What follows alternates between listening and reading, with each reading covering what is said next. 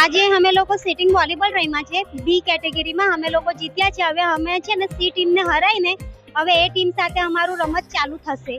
અમે લોકો 3 દિવસથી રમી રહેલા છે.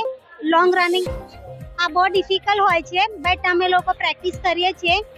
આ ગેમ સિટિંગ વોલીબોલ છે એટલે નોર્મલની જે સ્ટેન્ડિંગ હોય છે એના કરતાં ઘણી ડિફિકલ્ટ હોય છે અને એની ખૂબ પ્રેક્ટિસ માગી લે છે.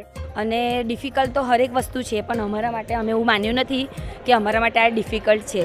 અમે બધા ખૂબ જ આનંદ ઉત્સાહથી રમીએ છીએ અને અમારી ટીમ જે છે એ જે વડોદરા એસપીએચથી રમે છે ફતેહગંજ, અને અમે કન્ટિન્યુ જીત્યા જ છે. મતલબ વિનિંગ ટીમ છે, અમારી ચેમ્પિયન ટીમ છે.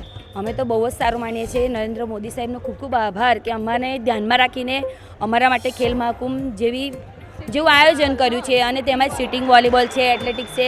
આમાં મોટાભાગના જે પ્લેયરો છે એથ્લેટિક્સની અંદર બધા વિનિંગ જ છે.